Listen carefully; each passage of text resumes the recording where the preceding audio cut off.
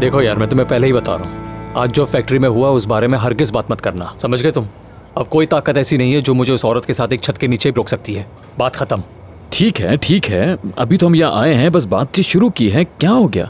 उस औरत का एटीट्यूड नहीं देखा था तुमने? गुस्से से नसें फट रही थी मेरी।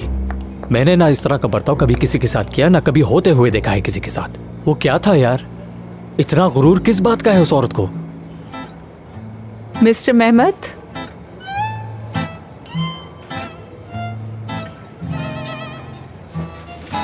मेरे भाई, मैं माफी चाहता हूँ। मेरे ख्याल से तुम्हें गुस्सा छोड़कर अब माफ कर देना चाहिए, यही बेहतर है।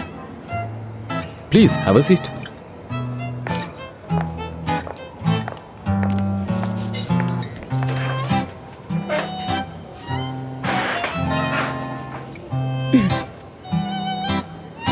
मिस्टर मेहमत, जो कुछ आपने किया आप उससे खुश हैं?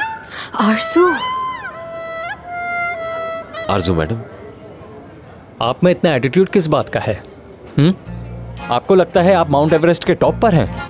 आपका ये एटीट्यूड मेरा फैसला नहीं बदल सकता है। मैं फौरन जवाब देती हूँ, हाँ मैं माउंट एवरेस्ट के टॉप पर हूँ, इसी वजह से मेरा ये एटीट्यूड है। अच्छा ठीक है दोस्तों, छोड़िए इन बातों को, हम यहाँ लड़ने नहीं आए हैं। हम लोग यहाँ पर सिर्फ दोस्ती करने के लिए आए हैं, ठीक है?